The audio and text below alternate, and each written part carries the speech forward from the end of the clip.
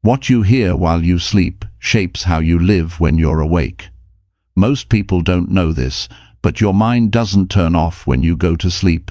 It keeps listening, it keeps learning, and it keeps building the way you see yourself and your life. That means if you go to bed full of worry, fear, or doubt, you're training your brain to carry that into tomorrow. But if you feed it calm, truth, and strong thoughts while you sleep, you start to feel better without even forcing it. This isn't about hype or tricks, it's about using the quiet hours to rewire how you think and feel. Listen while sleeping and let your reality change without effort isn't just a title, it's a real way to take back control. Quietly, gently, without pressure. While you rest, you're not broken. You've just been feeding your mind the wrong way. Tonight, that changes. Chapter 1. Reprogram your sleeping mind to stop replaying old fears. Fear is a strange thing. It hides deep inside the mind and whispers when no one is watching. It tells you that you're not ready, that you're not enough, that you should wait until you feel stronger. And so, night after night, many people go to bed replaying the same scenes, the mistakes, the regrets, the failures.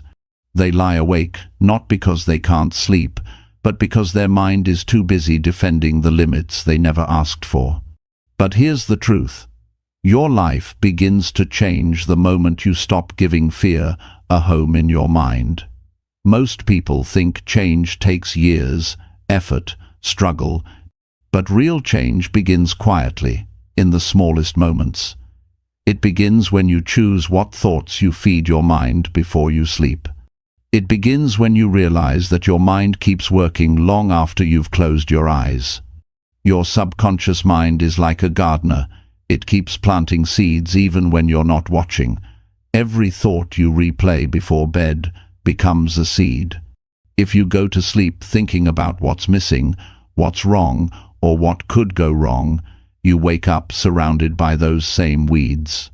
But if you fill your mind with better thoughts, calm, strength, gratitude, purpose, you start to see new things grow in your reality. Not overnight, not by magic, but by psychology, by simple truth. What you feed your mind at night shapes how you feel in the morning. You see, fear thrives in repetition. Every time you think the same fearful thought, you strengthen that path in your brain. It becomes automatic. You don't even notice it anymore. It's just there, guiding you quietly, steering your actions. That's why some people keep living the same year over and over again. They never update the script in their mind. To reprogram your sleeping mind, you must first take responsibility for what you allow into it. Before you close your eyes, notice what's playing in your head. Are you replaying a failure? Are you imagining what might go wrong tomorrow? Are you criticizing yourself for something that's already gone? Awareness is the first key. You cannot change what you refuse to notice. Once you've noticed, you have to replace it. You can't simply tell yourself, "Don't think about fear." The mind doesn't understand. Don't. It understands direction. Instead of resisting fear, give your mind a new assignment. Feed it words that build peace. Feed it simple truths that bring calm. For example, I'm safe, I'm learning, I'm growing, I've made it through before, I'll make it again. These aren't just phrases, they are signals to your subconscious. You're telling your mind what kind of thoughts to protect and repeat. At night, your conscious guard, the one that argues, doubts, overthinks, gets quiet. That's when your subconscious is most open. That's when the real programming happens. So use that time wisely. It doesn't take hours. Just a few quiet minutes before you sleep to remind yourself that fear no longer belongs in your life. Here's something to remember. The mind believes what it hears most often. If fear is what it hears, fear is what it creates. If peace is what it hears, peace becomes natural. That's why some people wake up angry or anxious for no reason. They fell asleep, feeding their mind with worry.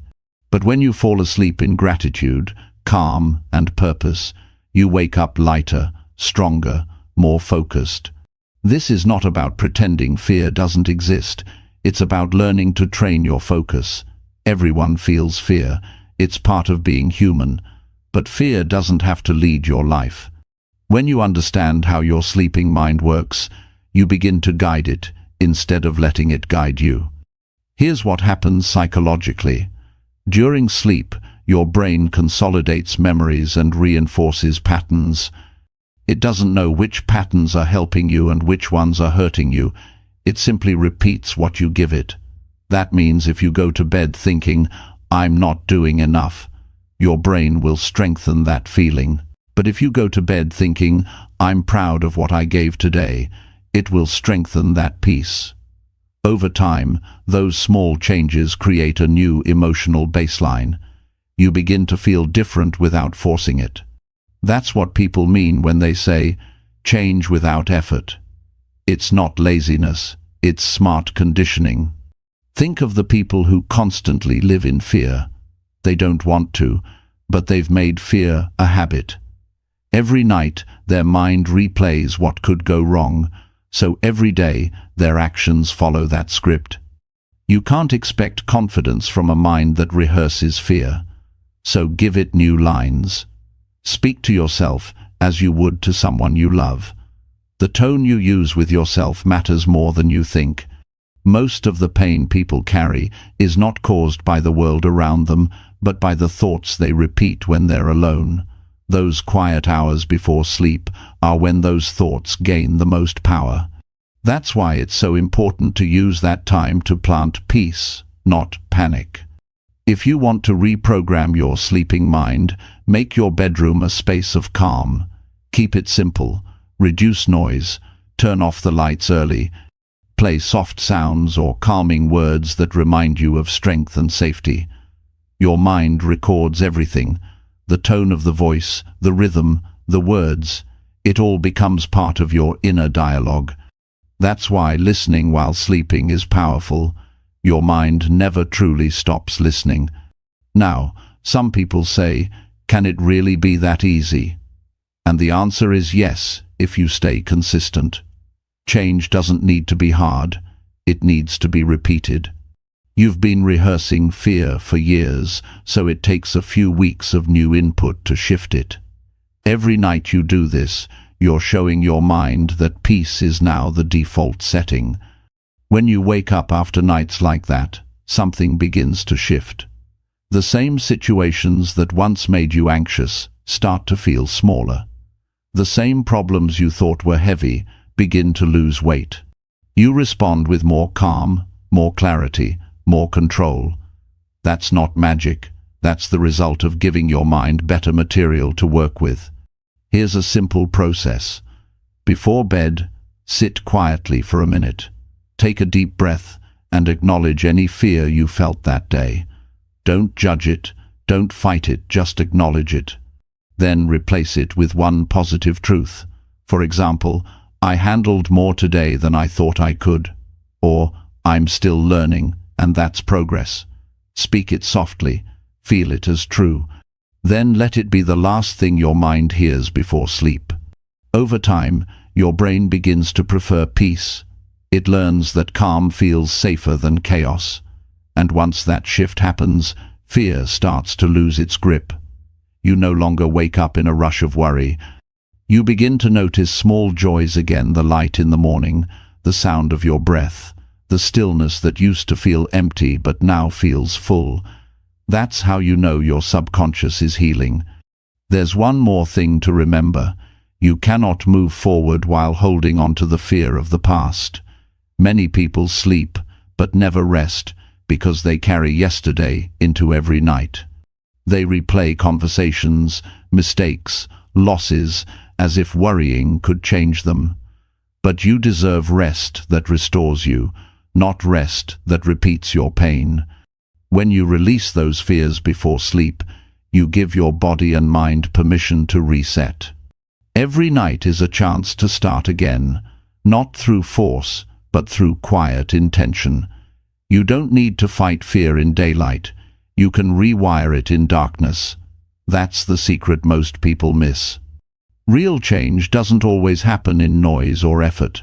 Sometimes it happens in stillness, in those silent hours when your body rests and your mind listens. You can't build a new life on an old mindset. So if your nights are filled with fear, start there. Change the story you tell yourself when the lights go out. Whisper new truths until they sound familiar. Repeat them until your subconscious believes them. When your sleeping mind changes, your waking life follows. And when you wake in the morning after nights like these, you will notice it. The air feels lighter, the day feels possible. You stand up with a calm you didn't have before. That calm becomes strength. That strength becomes confidence. And that confidence becomes the life you once thought was too far away. So stop giving fear your nights. Reclaim them. Let your sleep work for you. Fill those quiet hours with words that build, not break. Because the world changes for those who decide what plays in their mind after dark. Your sleeping mind is listening. Make sure it's hearing what helps you grow. Chapter 2.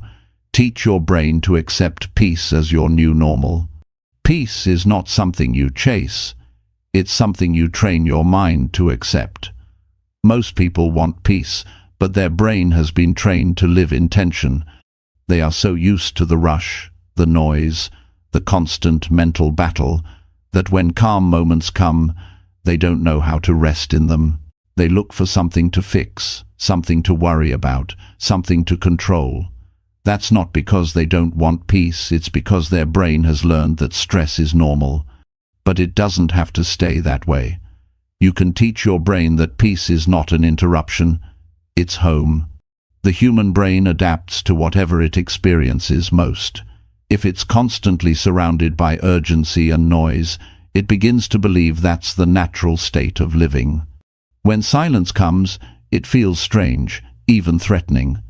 That's why some people can't fall asleep without their phone beside them, or can't go a day without checking something they can't control. Their nervous system has learned to survive on stimulation. But survival is not living. You can live your entire life reacting, or you can choose to retrain your brain to respond with calm. The second path takes awareness and repetition, but it gives you something most people never find: steady inner peace. Your mind doesn't resist peace because it hates it. It resists because it doesn't recognize it. Think about it. If your entire life has been about racing from one problem to another, then quiet moments might feel uncomfortable. The mind starts to whisper, "What's wrong? Why is it so quiet? What if something happens?" That reaction is just conditioning. You've built a habit of alertness. And habits don't disappear, they get replaced. To make peace your new normal, you must expose your brain to peace repeatedly until it stops treating calm as a danger signal. One of the most powerful times to do this is during sleep. When you rest, your conscious guard drops. The thoughts you've repeated all day are what your subconscious strengthens at night. If your days are filled with worry, your nights echo that energy. But if you feed your mind calm before sleep, your subconscious begins to internalize that rhythm. You can do this by listening to soft, positive words, peaceful affirmations, or gentle sounds that carry messages of safety and ease. Your brain records that feeling and starts to associate rest with peace instead of restlessness. To teach your brain peace, you first have to stop giving energy to chaos. Every argument you rehearse, every bad memory you keep replaying, every small irritation you let stay in your mind, is a signal to your brain that conflict is important. It's time to reverse that signal. You don't have to control every thought. You just have to redirect your focus. When a stressful thought appears, pause. Don't argue with it. Simply replace it with something true and calm. For example, "I don't have to fix everything right now," or "I can handle this one step at a time," Over time, this simple act retrains your brain to choose peace automatically. This isn't about pretending problems don't exist. It's about changing how you respond to them. Most stress doesn't come from events. It comes from how we interpret them. The brain reacts to your interpretation, not the event itself. When you interpret challenges as threats, the body prepares for battle. But when you interpret them as opportunities to grow, the body remains stable. This balance allows clarity, patience, and smarter decisions. Peaceful minds don't avoid problems. They solve them without losing themselves in the process. Every day, your mind receives thousands of signals, some from outside conversations, screens, noises, and others from inside thoughts, memories, emotions. You can't stop all the signals, but you can choose which ones you strengthen. That's why mindfulness and stillness are powerful tools. When you pause for even 1 minute of slow breathing or quiet reflection, you interrupt the automatic stress response. You're telling your brain, "I'm safe, I'm here, I can handle this." With repetition, those few moments become an anchor. They remind the brain that calm is safe, and safety is peace. Another part of teaching your brain peace is breaking your addiction to drama. Human psychology often mistakes intensity for meaning. We think that if something doesn't make us feel extreme emotions, it must not be important. But the truth is, real life happens in the quiet moments. A meal with family, a walk outside, a good night's sleep. Those moments hold more peace than any achievement chased in chaos. If you can learn to find satisfaction in stillness, your mind will start to crave it. It will look for balance instead of conflict. And once it learns that peace feels better than panic, it will protect it naturally. Peace grows when you stop judging yourself.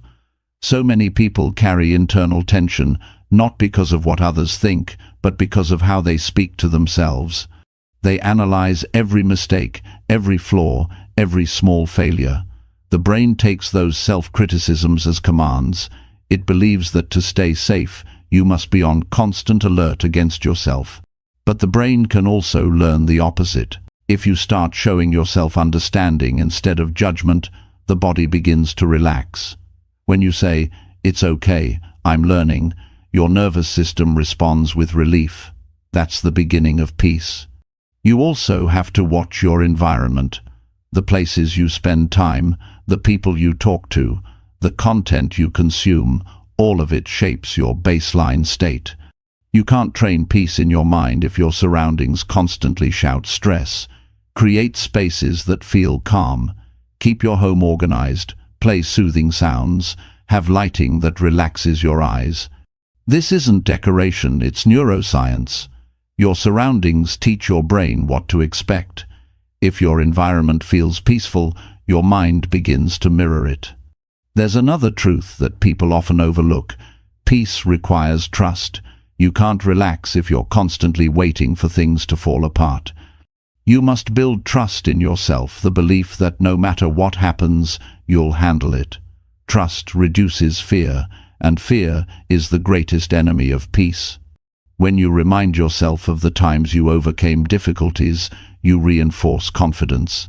Confidence tells the brain, "We've been through worse, and we made it." That's how peace grows. Not from the absence of problems, but from the presence of faith in your own resilience.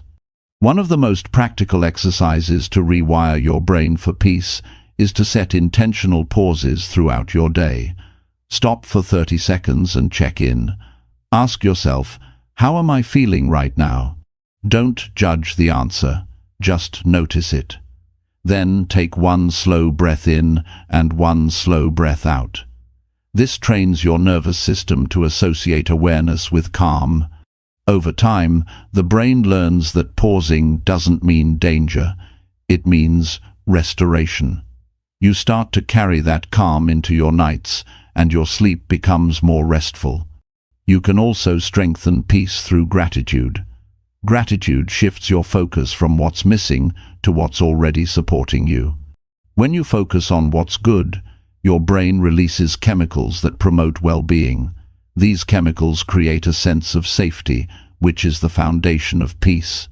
Each night, before you close your eyes, recall 3 things that made you feel thankful. They don't have to be big, even a warm shower or a kind word counts. This practice tells your subconscious that life is okay, that peace is available now. Some people struggle to find peace because they believe they don't deserve it. They've tied their worth to productivity or perfection. As long as they're doing more, they feel valuable. But peace begins when you separate your worth from your work. You're valuable because you exist, not because you perform. When your brain finally accepts that truth, it stops chasing validation and starts enjoying the present. You can't teach your brain peace if you're constantly telling yourself you're not enough. Start by accepting yourself now, not someday.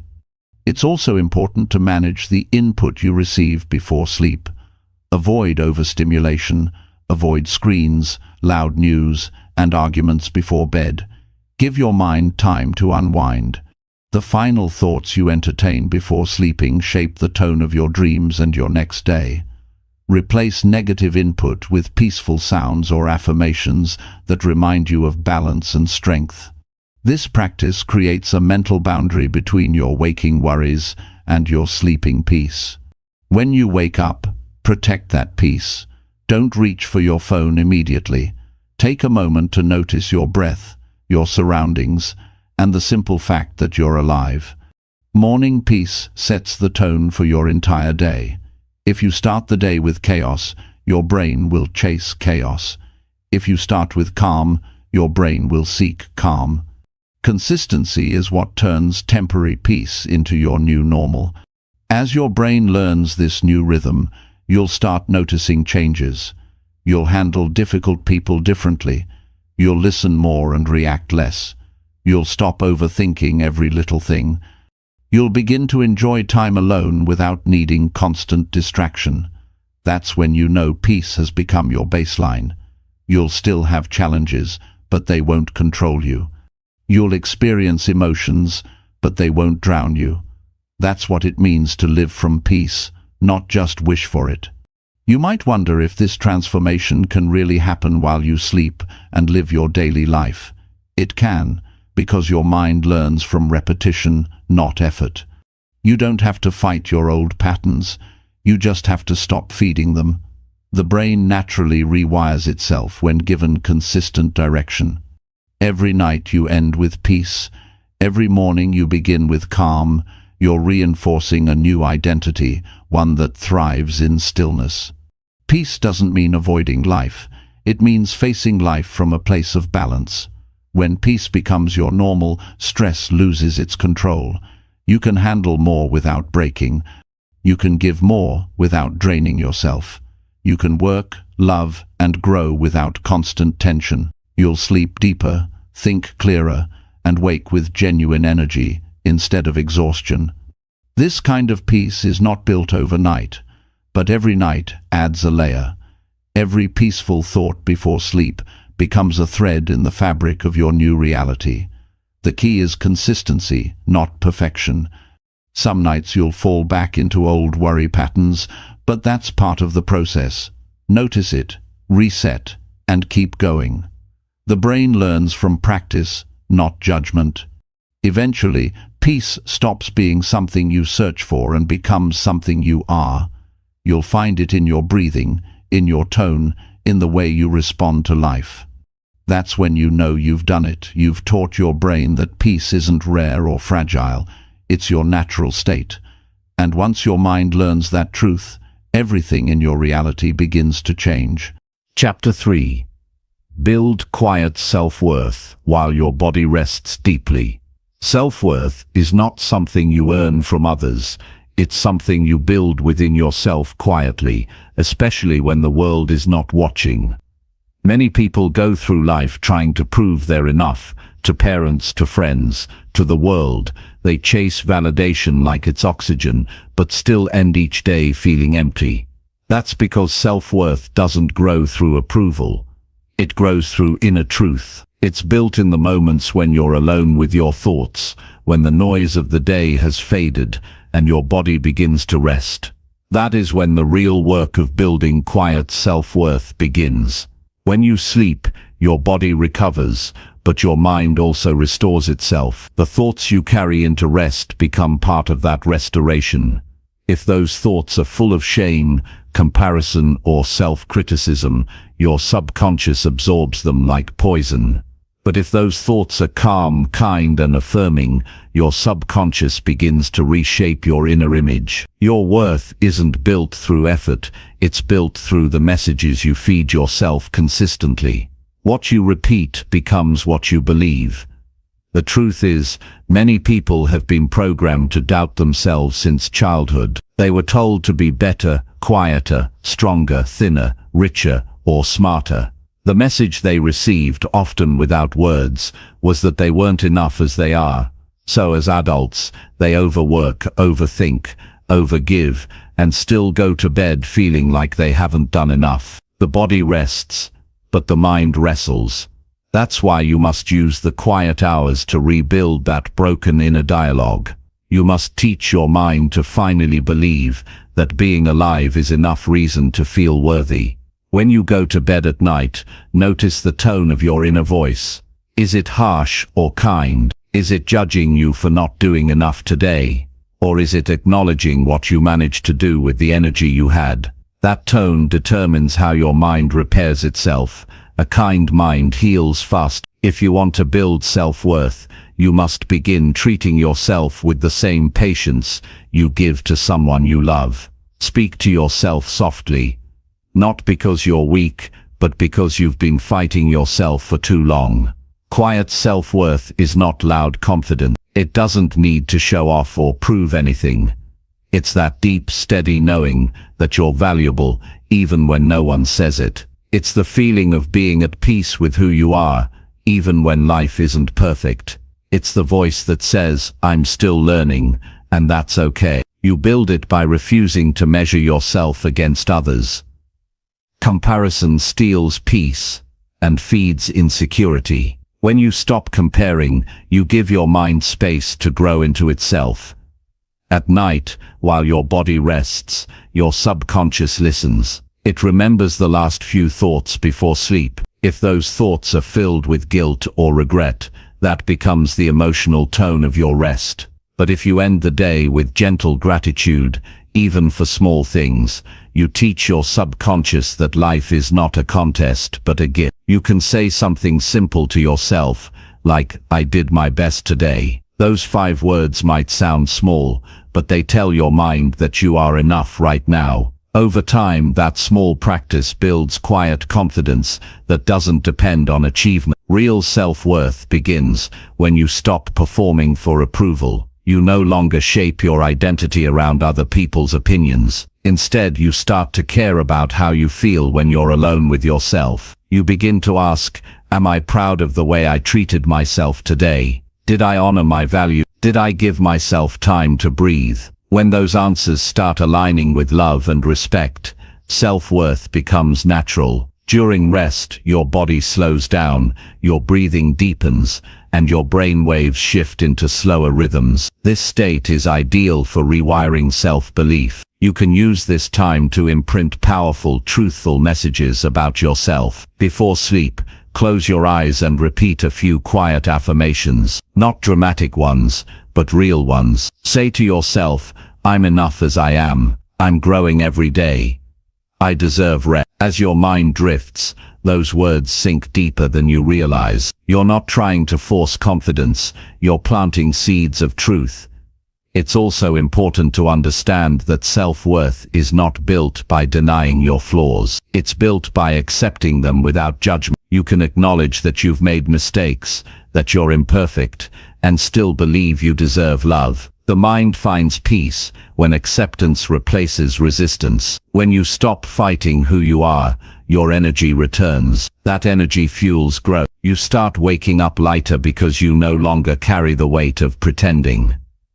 At the heart of self-worth is honesty. You have to face the parts of yourself you've been avoiding. The disappointments, the fears, the times you let yourself down. They all deserve attention, not punishment. Healing begins when you stop running from your own reflection. In quiet rest, when there's no distraction, you can look inward with compassion. You might realize that you've been harder on yourself than anyone else ever has. That realization hurts at first, but it's the door to freedom. Your brain listens more carefully during transitions. The moments when you're about to fall asleep and when you first wake up, these are golden windows for reshaping identity. If you use those moments wisely, you can teach your subconscious that it no longer needs to chase worthiness. Instead, it can rest in it. Whisper gentle truths during that half-asleep state. Tell yourself that you are safe, that you are healing, that you are worthy of joy. You might not believe it immediately, but belief grows from repetition. The reason this method works so powerfully is that self-worth isn't an idea. It's a feeling. You can't think your way into it. You have to experience it emotionally. That's why rest is important. The body can't feel peace when it's tense. So begin your nightly routine by relaxing your body first. Breathe deeply. Unclench your jaw.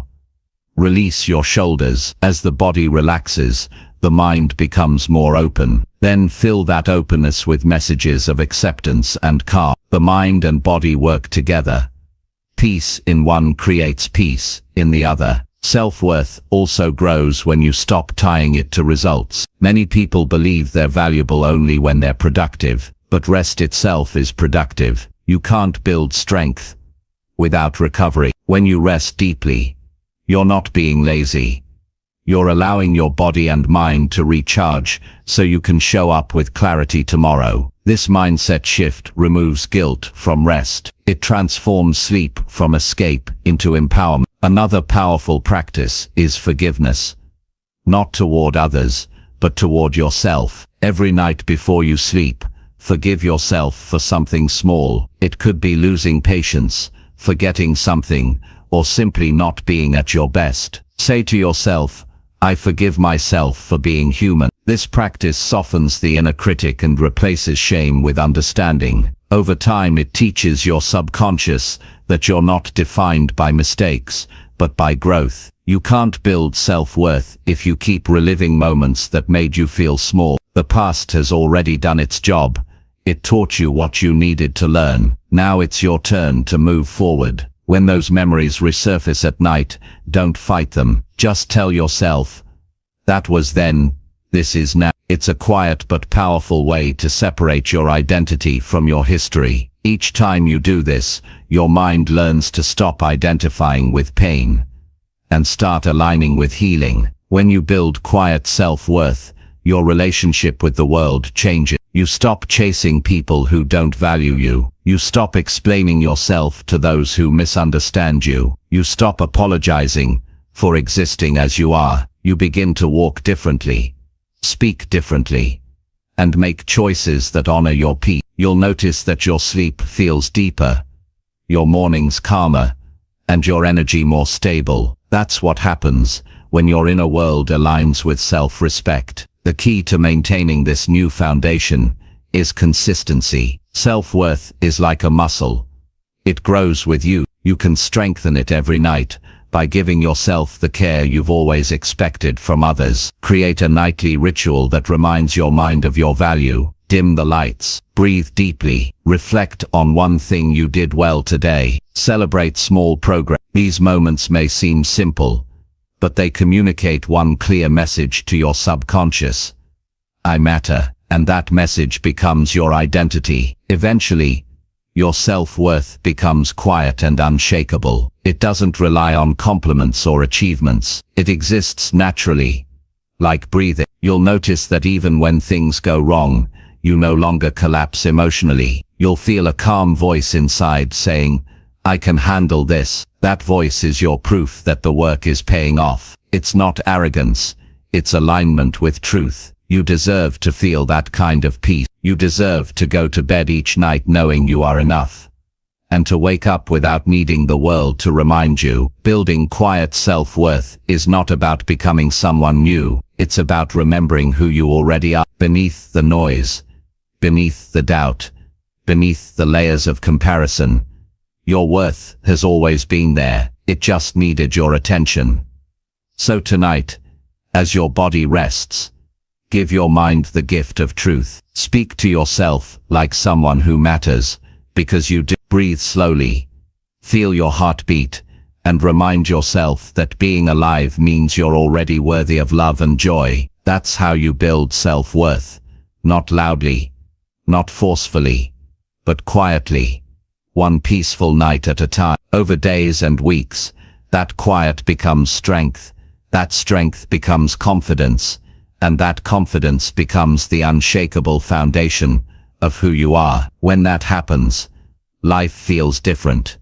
Not because the world changed, but because you finally stopped doubting your place in. Chapter 4. Feed your subconscious with thoughts that support your growth. Every human being lives with two minds, the conscious mind that decides what to do and the subconscious mind that quietly shapes who you become. The conscious mind makes plans, sets goals, and takes action, but it's the subconscious that holds the real power. It's the part of you that keeps your heart beating, stores every experience, and runs your habits on autopilot. It doesn't argue or question, it simply accepts what you feed it. If you fill it with doubt and limitation, it builds a life that reflects those thoughts. But if you feed it growth, possibility, and confidence, it starts working day and night to make that your reality. Your subconscious never sleeps. Even while you rest, it listens, processes, and records. The thoughts that stay with you as you drift off at night become the instructions your subconscious follows. That's why it's so important to direct your thoughts intentionally before sleep. If you go to bed thinking about what's missing, your mind spends the night strengthening feelings of lack. But if you fill your last waking moments with thoughts of progress and gratitude, your subconscious begins working on solutions instead of problems. Growth starts when you learn to give your mind better material to work with. Many people underestimate how powerful this nightly process is. They believe change requires hard effort, but transformation often begins quietly, through repetition and focus. Your subconscious learns through emotion and repetition, not logic. Every time you repeat a thought with feeling, your mind takes it as truth. That's why worry feels real, even when nothing bad has happened, because your subconscious believes what you keep showing it. To grow, you must feed it new truths that align with who you want to become. Start by understanding that your subconscious is not your enemy. It's not holding you back on purpose. It's simply protecting you based on the data it has received. If you've been telling yourself that life is hard, or that you're not capable enough, your subconscious stores that as fact. It uses that fact to keep you safe from risk. The problem is, safety and growth don't live in the same space. To grow, you must re-educate your subconscious, showing it that new experiences are not threats. They are opportunities. The simplest way to do this is by choosing your inner language carefully. Every sentence you say to yourself is a command to your subconscious. When you say, "I can't handle this," it listens and responds, "Understood." When you say, "I'll figure it out," it begins searching for solutions. Your brain is wired to confirm what you believe. That's why mindset is not a trendy concept, it's biology. The more you feed thoughts that support growth, the more your mind filters the world to prove them right. Before you can feed your subconscious growth, you must stop feeding it negativity. This means paying attention to what you consume, not just food, but information, conversations, and self-talk. If your days are filled with complaining, arguing, or comparing, your subconscious assumes that's the world you live in. It adjusts your behavior to match that environment. But if your daily input is full of learning, gratitude, and curiosity, your subconscious begins to expect good things. and what the mind expects, it tends to create. Growth is not a one-time event, it's a pattern. Every pattern starts with small thoughts. A single positive thought repeated often enough becomes a belief. A belief becomes a habit, and a habit becomes your reality. The process works the same way for fear or failure. That's why being deliberate about your thoughts isn't spiritual fluff, it's practical living. You're programming your brain every day, whether you realize it or not. The question is, are you programming it to grow or to stay stuck? To feed your subconscious growth, you need a clear vision of who you want to be. Not vague dreams, but specific qualities. Ask yourself, what kind of person do I want to become? Maybe you want to be calm, confident, disciplined, or kind. Once you know that, begin reinforcing it through consistent thought. When your mind says, "You'll never change," answer it gently but firmly. "I'm already changing." When it says, "You failed before," remind it, that was part of learning. These small corrections gradually rewrite your internal script. One powerful way to guide your subconscious is through visualization. Each night, before sleep, imagine yourself living with the mindset you want. See yourself making decisions from strength, speaking with confidence, acting with purpose. Don't force the image, just observe it naturally. The brain doesn't know the difference between real and vividly imagined experiences. The more you visualize growth, the more your subconscious begins to accept it as reality. This is how elite athletes and successful people prepare, not by wishing, but by training their minds to expect success. Your subconscious also responds strongly to repetition, without judgment. You don't need to believe every positive statement right away, you just need to repeat it calmly and consistently. At first it may feel fake, that's normal, you've spent years reinforcing the opposite story, but every repetition weakens the old pattern and strengthens the new one. The brain physically changes through this process. New neural pathways form, making growth automatic over time. Another essential part of this process is emotional alignment. Your subconscious learns fastest when emotion and thought agree. You can't say, "I'm confident," while feeling deep fear and expect it to work instantly. The goal is not to fake emotion, but to create small feelings of progress. Think about times you handled challenges before, times you felt proud or strong. Revisit those memories as you repeat growth-focused thoughts. That emotional connection tells your subconscious, "This feeling is safe, this is who I am." You can also feed your subconscious through your environment. The things you see and hear daily shape your mental programming.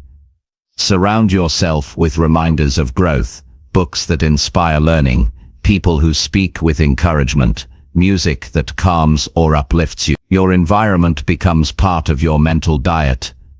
When it supports your goals, your subconscious automatically aligns with them. One overlooked way of influencing your subconscious is through your self-image. How you see yourself determines what you allow yourself to do. If you see yourself as small or unworthy, you'll unconsciously avoid opportunities. If you see yourself as capable, you'll naturally take action. You don't have to wait for success to feel worthy. Feeling worthy is what attracts success. Every night, spend a few seconds reinforcing a healthy image of yourself. Picture yourself walking confidently, speaking clearly, making progress without fear. That image becomes a blueprint for your subconscious to follow. During sleep, the mind consolidates the day's experiences. If you end the day in frustration, that emotion lingers through the night. But if you end it with thoughts of gratitude and growth, your brain encodes those feelings as your emotional baseline. This is why a nightly routine of positive input is so transformative. You could listen to affirmations, soft guidance, or recordings that speak to your goals. Even without effort, those words shape your subconscious landscape while you rest. Growth also requires that you remove limiting beliefs one by one. These beliefs often sound like facts, but are just long-held thoughts. Maybe you've told yourself, "I'm not good with people," or "I never finish what I start." Those statements act like instructions. Your subconscious takes them literally and filters your behavior to match. To grow, you must replace them with more useful truth. Instead of "I'm not good with people," say, "I'm learning to connect better." Instead of "I never finish," say, "I'm improving my focus." Subtle shifts create massive long-term change. Remember that your subconscious doesn't respond to pressure, it responds to consistency. You can't force growth by demanding it, you allow it by reinforcing it calmly and repeated. It's the same way the ocean shapes a rock, not through one powerful wave, but through gentle persistence over time. The more you repeat growth-oriented thoughts, the more your subconscious learns to identify with them. When your subconscious begins to change, you'll notice small differences first. You'll wake up feeling lighter, you'll react to challenges with more calm. You'll begin to feel capable in situations that once triggered doubt. Those subtle shifts are signs of reprogramming. They prove that your inner dialogue is reshaping your behavior naturally. Your outer world will start reflecting these internal changes. People will respond to your energy differently. New opportunities will appear, not by coincidence, but because your mind is now scanning the world for possibilities instead of problems. The subconscious acts like a filter. When programmed for growth, it helps you notice chances for improvement you would have ignored before. Feeding your subconscious growth doesn't mean avoiding discomfort. Real growth often comes with uncertainty, but when your subconscious believes you can handle it, you stop avoiding it. You start leaning into change with curiosity instead of fear. That's when development accelerates, because your energy is no longer wasted on resistance. You must also protect your progress. Be careful not to undo your inner work through careless words or environments. Avoid self-deprecating humor or conversations that reinforce limitation. What you say repeatedly becomes what you believe. Growth thrives in truth, not in sarcasm or self-pity. Each time you speak with self-respect, you remind your subconscious that you deserve success and peace. There will be days when old thoughts return. That's natural. The brain doesn't erase patterns instantly. When that happens, don't panic. Recognize the thought, remind yourself that it's old data, and return to your growth statements. The goal isn't to control every thought, but to train your default set. With practice, your automatic responses start to align with strength instead of fear. When you reach this level, growth no longer feels forced. It becomes part of who you are. You'll find yourself making better choices without needing constant motivation. You'll feel an inner calm that stays even during challenges. That's the sign of a well-fed subconscious, one that works for you, not against you. Each night, when you close your eyes, remember this simple truth: your mind is always listening. What you say in those moments before sleep matters. Speak to yourself with honesty, with hope, and with direction. Tell your subconscious the story you want to live, not the story of your past, but the one of your potential. If you feed your subconscious with thoughts that support your growth, your reality will begin to mirror that growth. It won't happen overnight, but it will happen. One day, you'll look back and realize that you no longer have to force positivity. It simply feels natural. You won't need to fake confidence. It will rise from within. That's the quiet miracle of feeding your mind truth. Growth is not found in effort alone. It's found in alignment. When your conscious intentions and subconscious beliefs finally agree, life moves smoothly. The resistance fades, the struggle softens, and progress becomes natural. That's the moment your mind becomes your greatest ally. And when that happens, everything else begins to fall into place, quietly, steadily, and without effort. Chapter 5. Detach from negative loops that drain your energy nightly. There comes a point in every person's life when they realize that most of their exhaustion isn't coming from the work they do, but from the thoughts they repeat. The constant replay of conversations that went wrong, the mistakes that never stop echoing, the worries about things that haven't even happened. Those are the real thieves of energy. They take the peace out of your nights and the strength out of your mornings. You can work hard all day, but if your mind is trapped in negative loops every night, you'll always wake up tired. Detaching from those loops isn't about ignoring your feelings. It's about freeing yourself from mental habits that no longer serve you. Negative loops often start small. One thought triggers another, and before you know it, your mind is replaying an entire story you didn't ask to relive. You think about what someone said, how you responded, what you should have done differently, and what you'll say next time. Hours pass and nothing changes, except your energy. That's the cost of looping thoughts. They keep your body tense and your nervous system alert, even when there's no threat. Your body might be in bed, but your mind is still in battle. To detach from these loops, you must first recognize them. Awareness is the key. You can't break a cycle you don't see. So start noticing when your thoughts begin circling the same track. You'll feel it, the tightness in your chest, the heaviness in your stomach, the restless energy that makes it hard to relax. In those moments, pause. Name what's happening. I'm looping again. That simple acknowledgement pulls you out of unconscious thinking and back into awareness. The loop loses power the moment you see it for what it is, a habit, not reality. The next step is acceptance. You can't detach by fighting the thought. Resistance gives it more energy. When you tell yourself, I shouldn't be thinking this, the mind responds with more of it. Instead, allow the thought to be there without engaging it.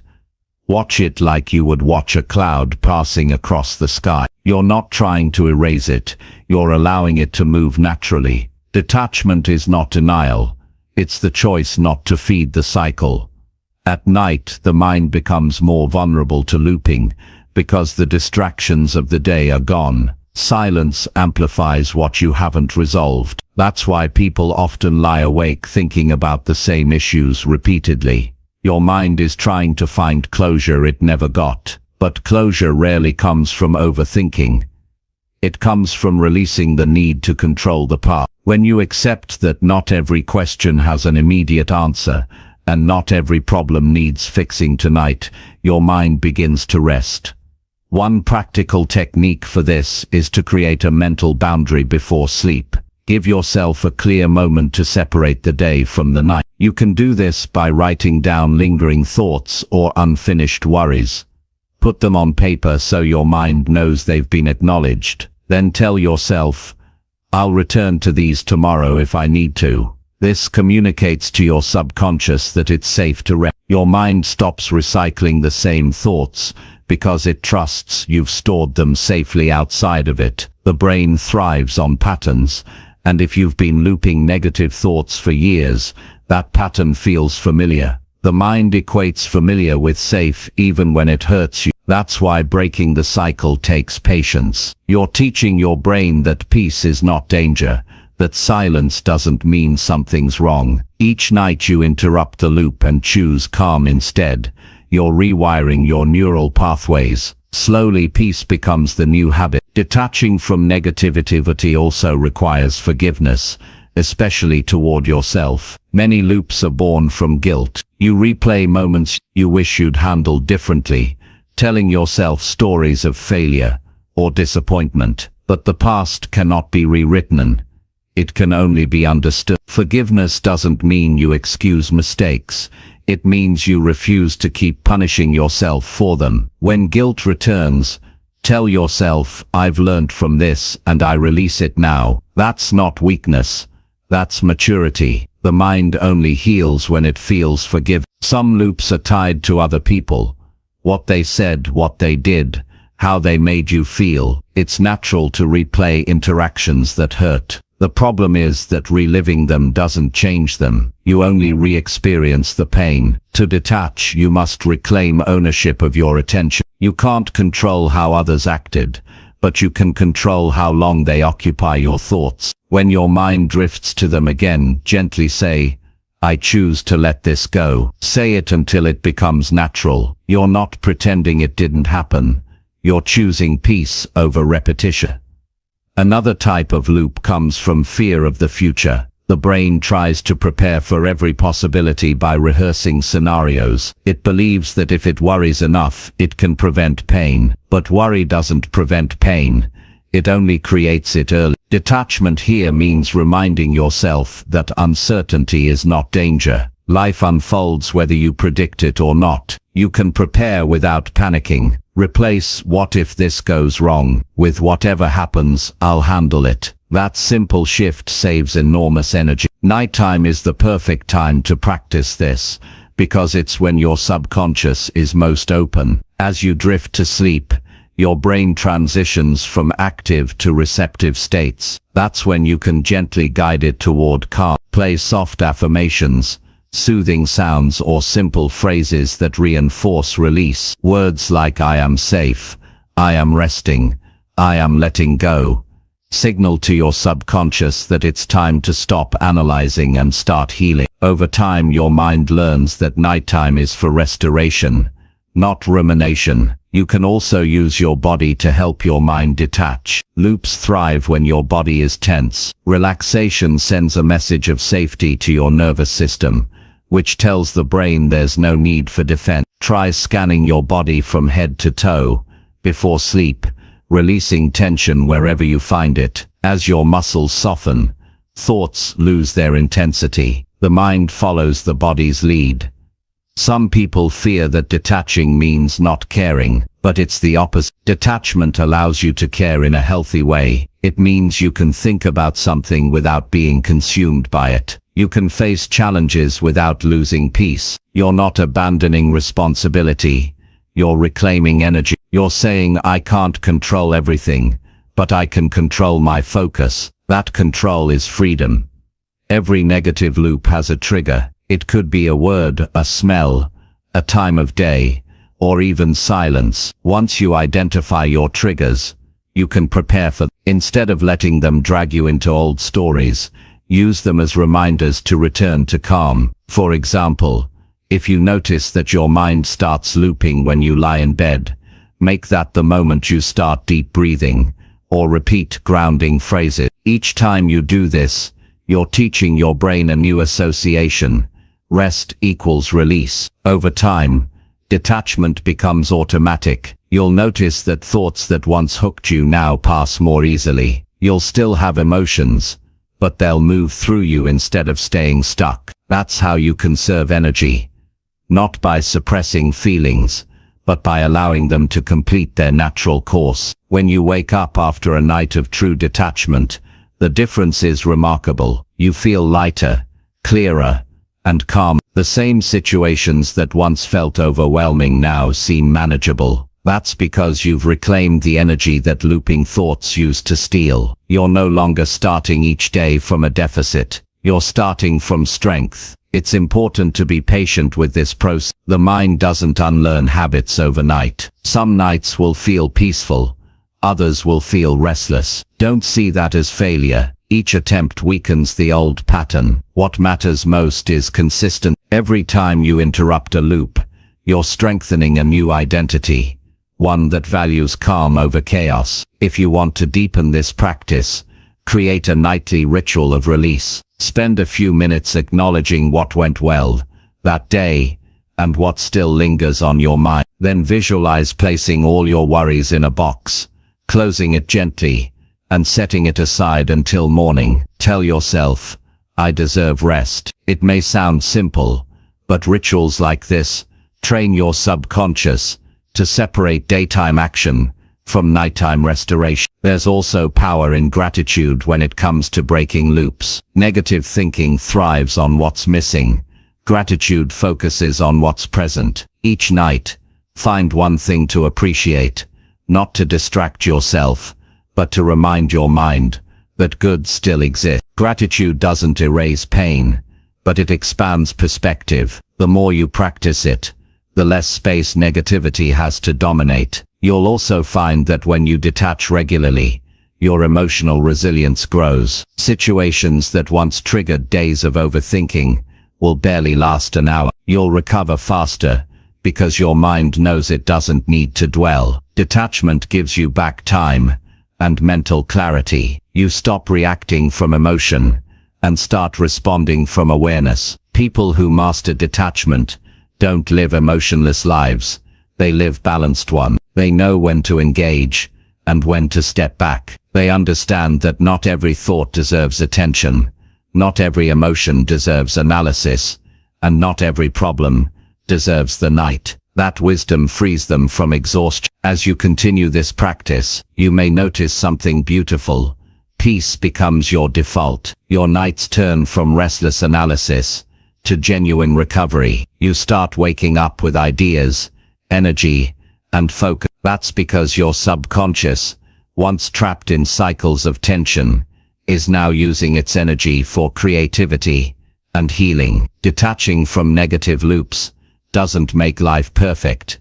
It makes life livable. It gives you back the quiet power to choose where your attention goes. Every thought you release is a piece of energy returned to you, and that energy becomes fuel for joy, for productivity, for growth. So tonight, when you feel your mind circling again, pause, take a breath, remind yourself that you've already lived this thought once. There's no need to live it again. Choose peace over repetition. Choose rest over reaction. And as you drift to sleep, know that every time you detach, you're reclaiming another part of your strength. This is how you stop draining yourself without realizing it. This is how you train your mind to rest as deeply as your body. It's not about force, it's about awareness. When you master that awareness, your nights become healing, your mornings become brighter, and your life begins to flow with calm power. That's what happens when you finally detach from the loops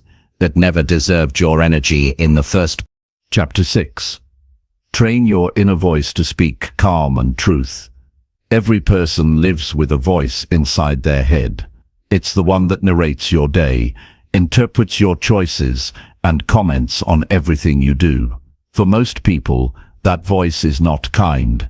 It criticizes, doubts, and compares. It tells you what might go wrong, and reminds you of everything that has gone wrong. It doesn't rest, and over time, it shapes how you see yourself and how you move through life. The quality of that inner voice determines the quality of your peace. When the voice is harsh, life feels heavy. When the voice is calm and honest, even difficult days feel manageable. Training that inner voice to speak with calm and truth is one of the most important forms of mental growth a person can pursue.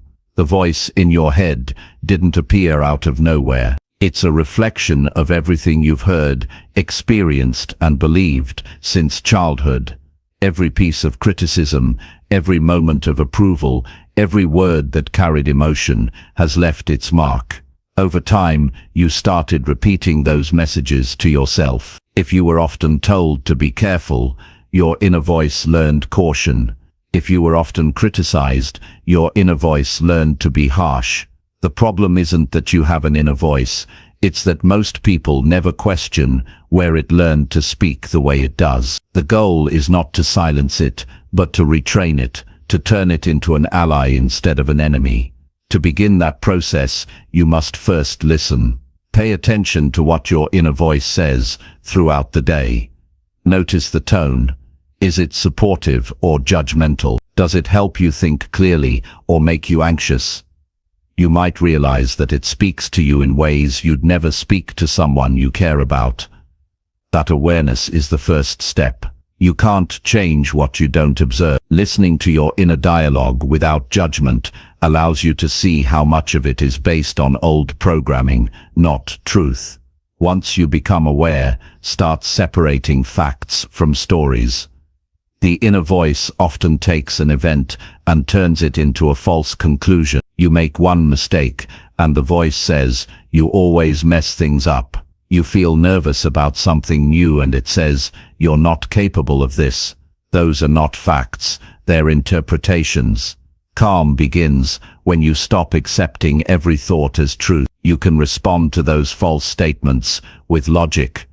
I made one mistake, but I'm learning. I feel nervous because it's new, not because I'm incapable. This practice teaches your brain to pause before believing everything it hears. Your inner voice learns from repetition. Every time you choose to respond with truth instead of fear, you're training it. Think of it like teaching a child to speak differently. It takes time and patience. You can't shout at it or ignore it. You have to model the behavior you want it to learn. When the voice says, "You're behind," answer with calm honesty, "I'm moving at the pace that's right for me." When it says, "You failed," remind it, "I tried and that's part of progress." The more consistent you are, the faster it learns a new tone. At night, this training becomes even more powerful. When your body rests, your subconscious becomes more receptive. The final thoughts you entertain before sleep carry deep influence. That's when you can speak directly to your inner voice. Instead of reviewing everything that went wrong, review what went right. Tell yourself what you're proud of. Speak words of understanding instead of judgment. I did my best with what I knew today. I can learn from what didn't work. I'm still growing. These aren't empty affirmations. They're gentle truth. Your mind listens, and over time, those truths replace the old criticism that once filled your nights.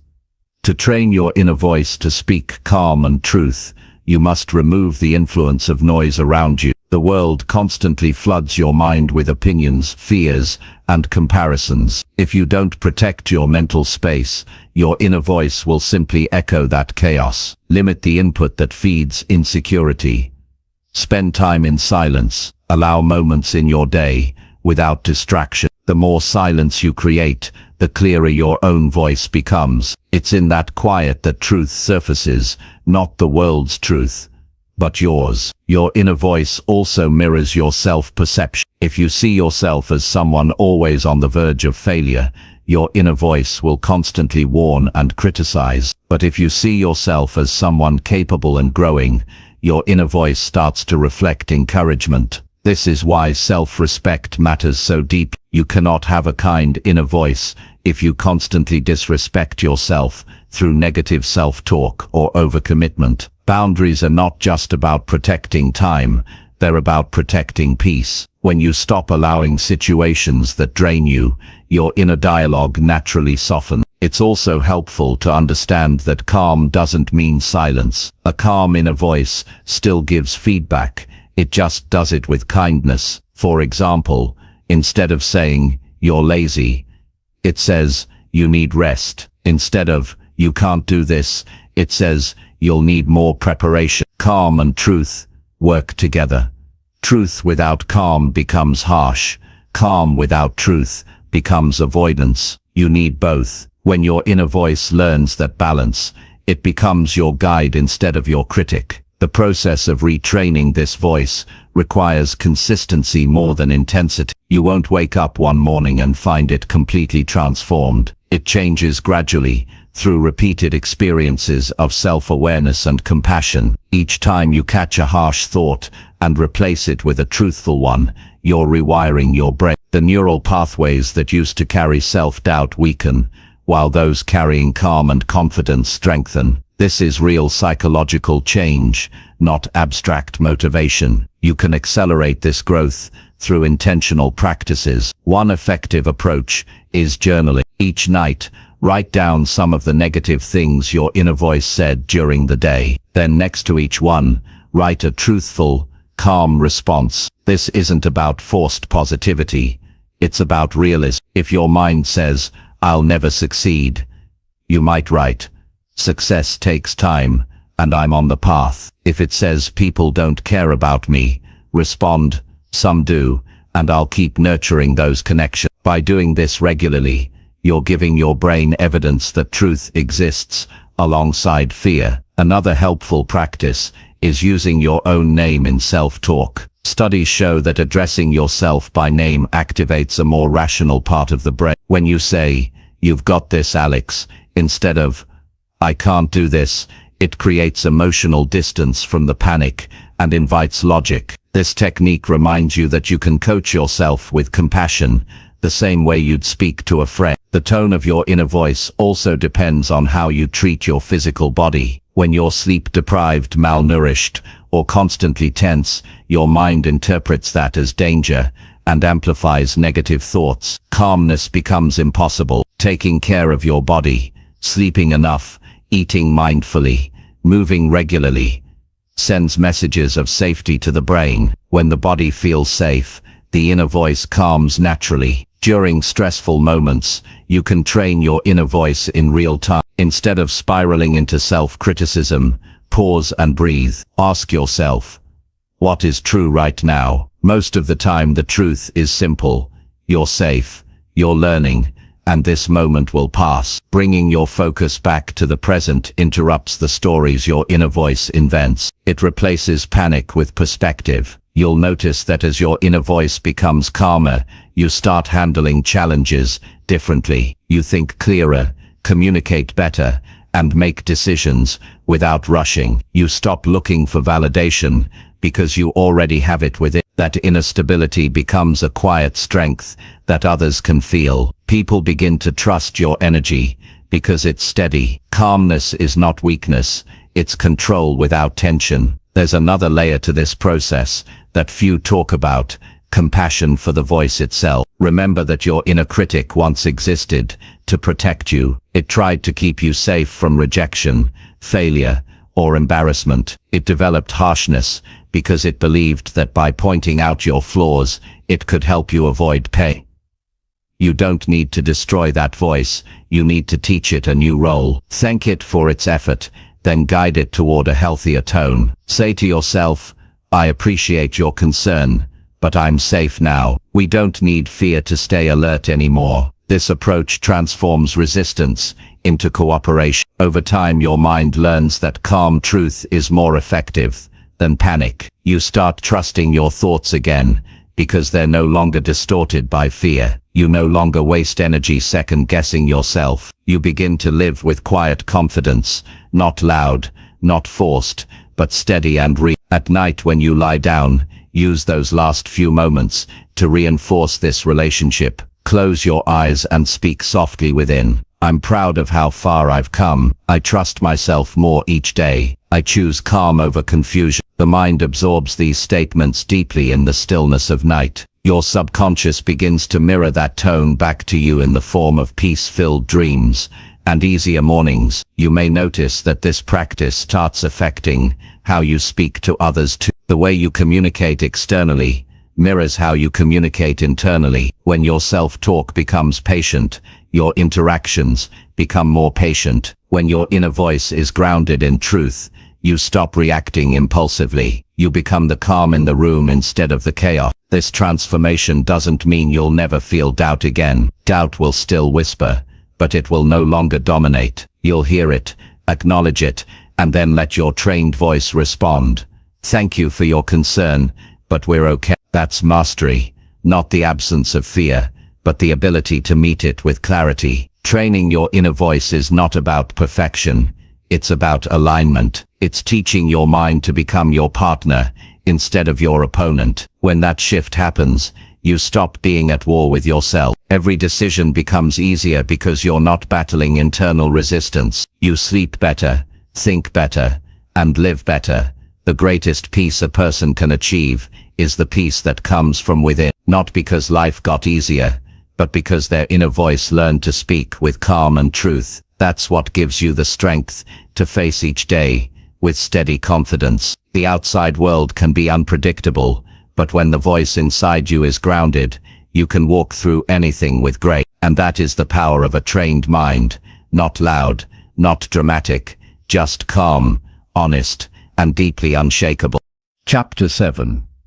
Allow your mind to heal itself through restful focus.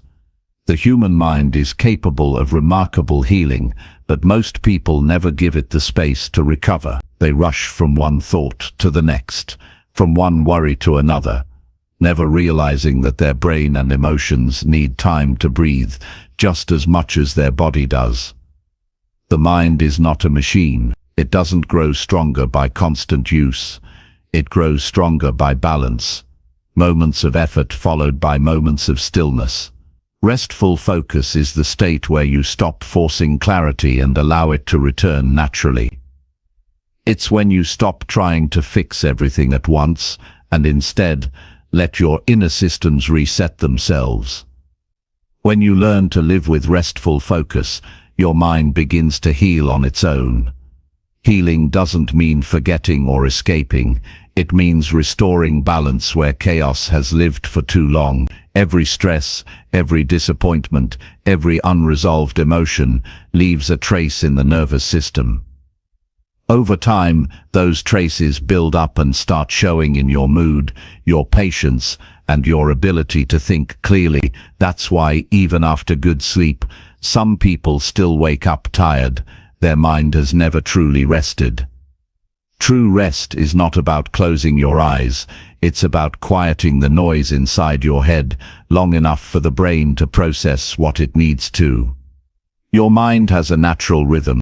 It's designed to move between activity and restoration. When you focus intensely during the day, your brain releases chemicals that help you concentrate and perform. But when you never allow it to return to calm, those same chemicals become toxins that create tension and fatigue. Restful focus is the conscious decision to slow down, not because you're weak or lazy, but because you understand how growth works. A rested mind doesn't lose productivity, it multiplies it.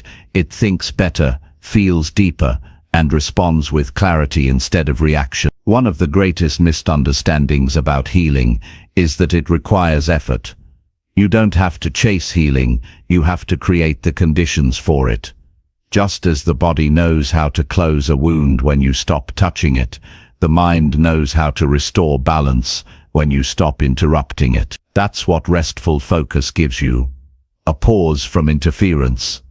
It's not about shutting out the world, it's about being present without resistance. When you stop forcing, the mind begins to align itself.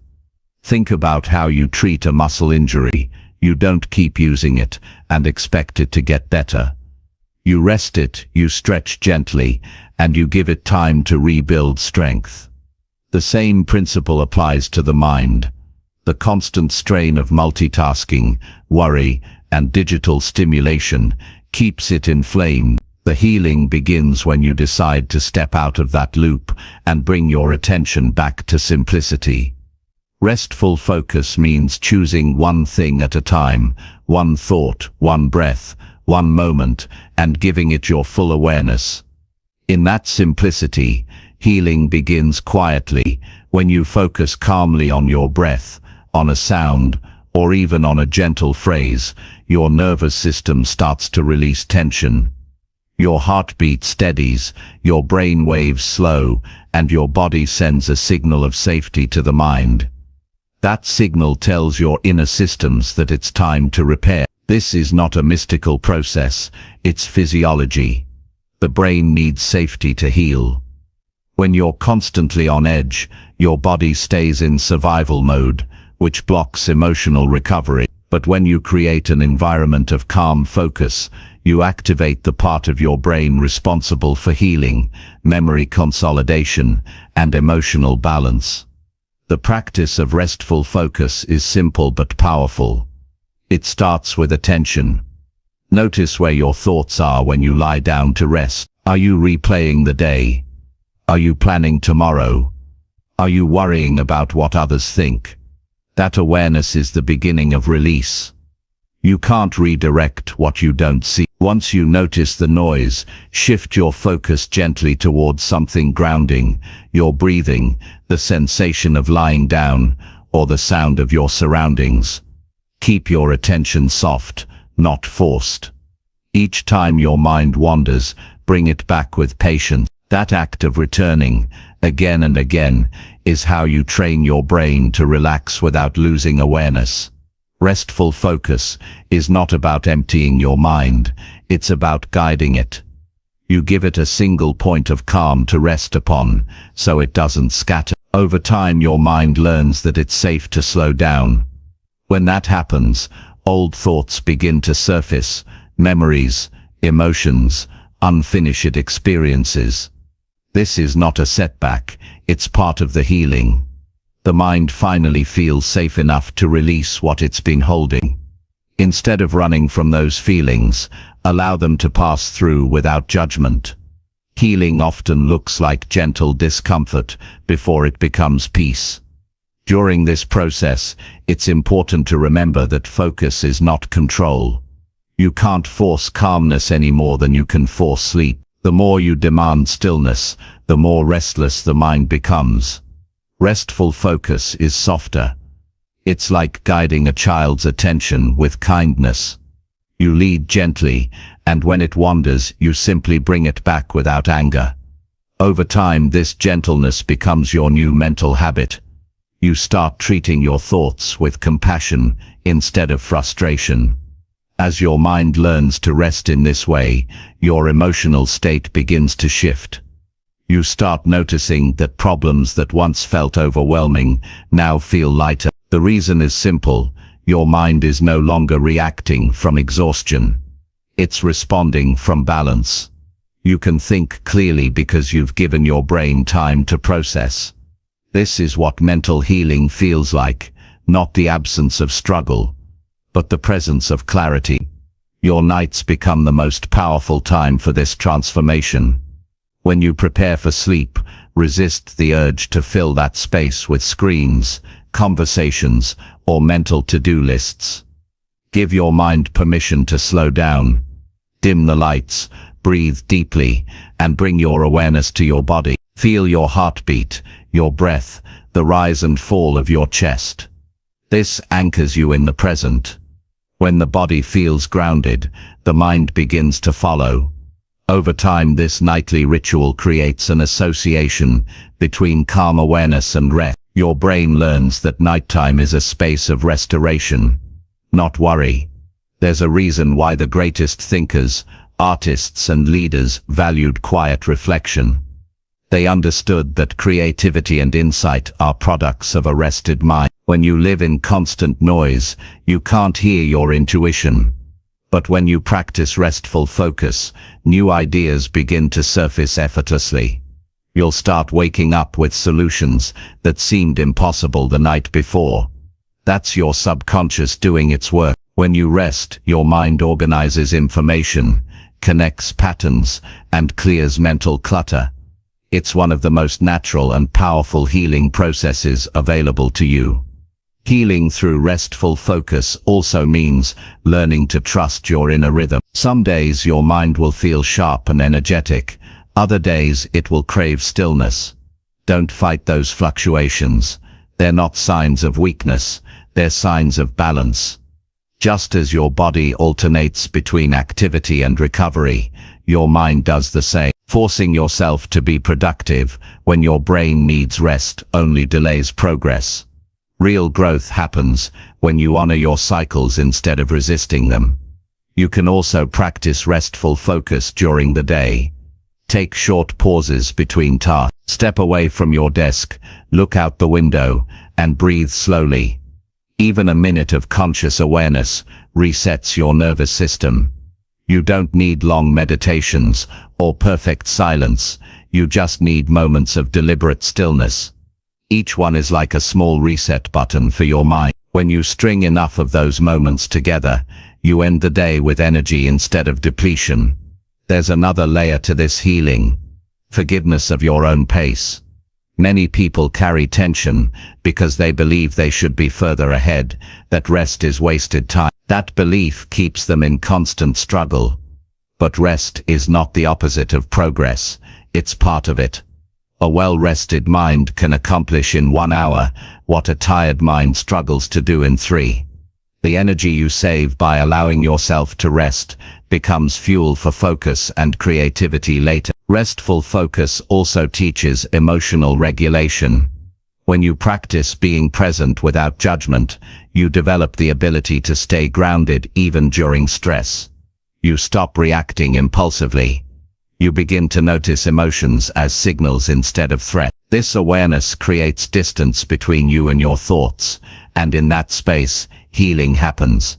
You stop identifying with every feeling as truth. You realize that emotions come and go, but peace remains available underneath. At its deepest level, restful focus reconnects you with yourself. The constant distractions of modern life pull your attention outward to tasks, screens, and expectations. But when you turn inward, you meet the part of yourself that's always been calm.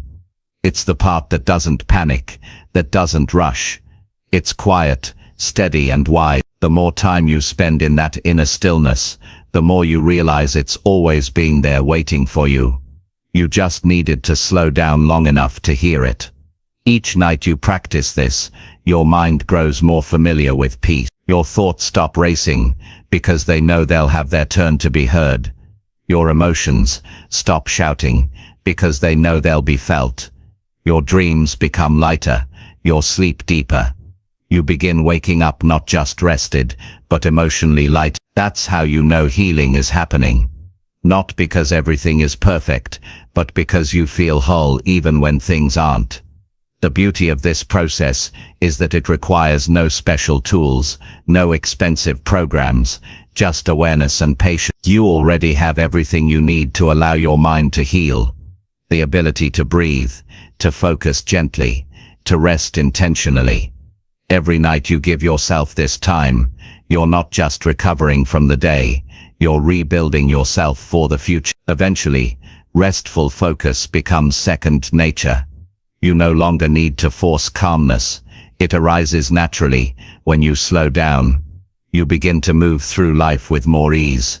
Challenges still come, but you face them from stability rather than chaos. You think clearer, sleep deeper, and carry yourself with quiet confidence. That's the result of a healed mind. Not loud, not dramatic, but deeply grounded and unshakable. When you allow your mind to heal itself through restful focus, you rediscover your natural rhythm, one of balance, peace, and quiet strength. It's not something you create, it's something you return to. The calm you seek has always been inside you, waiting for you to stop running long enough to feel it. Once you experience that state, you'll never again confuse exhaustion with effort or silence with emptiness. You'll know that true power is not in constant doing, but in knowing when to be still and let your mind heal you from within. Chapter 8. Reset your emotional patterns while drifting into deep sleep. Every emotion you feel leaves a small imprint on your nervous system. Over time, those imprints form patterns, the ways you react, the triggers that set you off, and the moods that seem to repeat no matter how hard you try to change. These emotional patterns are like grooves in the mind, created through repetition and memory. You might not notice them consciously, but they shape your decisions, your relationships, and even how you see yourself. The good news is that your emotional patterns are not permanent. They can be reset. The most natural time for this reset to happen is while you sleep. When your conscious resistance fades and your subconscious becomes most receptive to change. Sleep is not just a physical necessity, it's an emotional reset mechanism. Every night as you drift into deep sleep, your brain begins processing everything that happened during the day. It sorts, organizes, and releases. This is your body's built-in way of healing the mind. When you sleep in emotional chaos, your brain struggles to complete that process. But when you enter sleep with the intention to reset, your subconscious begins reprogramming your emotional responses, creating new associations, and letting go of unnecessary tension. That's the essence of emotional renewal, giving your mind permission to let go of what it no longer needs to hold. Before you can reset, you must recognize what needs to change. Pay attention to the emotional loops that keep repeating in your life. Do you often feel anxious even when things are fine? Do you get angry easily over small inconveniences? Do you feel numb when you wish you could feel joy? These are signs of stuck emotional patterns. They aren't who you are, they're habits of feeling. You learned them through experience, from your upbringing, from pain, from repetition. The mind keeps recreating them because it thinks they keep you safe.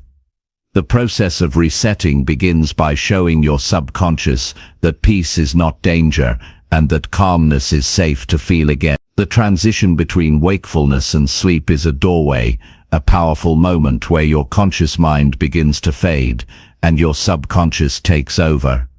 That moment is where you can plant new emotional instruction. Instead of falling asleep replaying arguments or unfinished worries, begin introducing feelings of safety and gratitude. You can do this through words, images, or even breath. Say to yourself quietly, I am safe now, today is complete. I am open to peace. These simple phrases act like passwords to your subconscious. They signal that it's time to clear the clutter and make space for renewal. Your emotional patterns are stored not just in your mind, but also in your body. Every unresolved emotion leaves a physical trace. A knot in your stomach, tightness in your chest, heaviness in your shoulders. As you prepare for sleep, start by relaxing your body deliberately. Lie down and scan yourself from head to toe. Wherever you feel tension, breathe into that space and release. Tell your body, it's okay to relax now. That message travels directly to your emotional center. The body and mind communicate constantly. When one softens, the other follows. Once your body is calm, shift your focus to the emotions that need resetting. Choose one that's been dominant lately, maybe frustration, fear, or sadness. Don't fight it, acknowledge it. Notice where you feel it in your body. Instead of judging it, approach it with curiosity. Ask yourself silently, what are you trying to tell me? Most emotions are not enemies, they are messages that have been misunderstood. When you listen without resistance, they lose their intensity. That's when your subconscious begins to rewrite the association, from pain to understanding, from resistance to release. As you drift deeper into rest, your brain's electrical activity slows down. This is when the subconscious becomes most active, reorganizing emotional memories and rebalancing hormones linked to mood. You can support this natural healing process by maintaining a calm internal environment. Avoid harsh stimulation before bed. Dim the lights, lower the volume of your surroundings, and disconnect from emotional triggers like news or social media. Those inputs keep your emotional patterns agitated.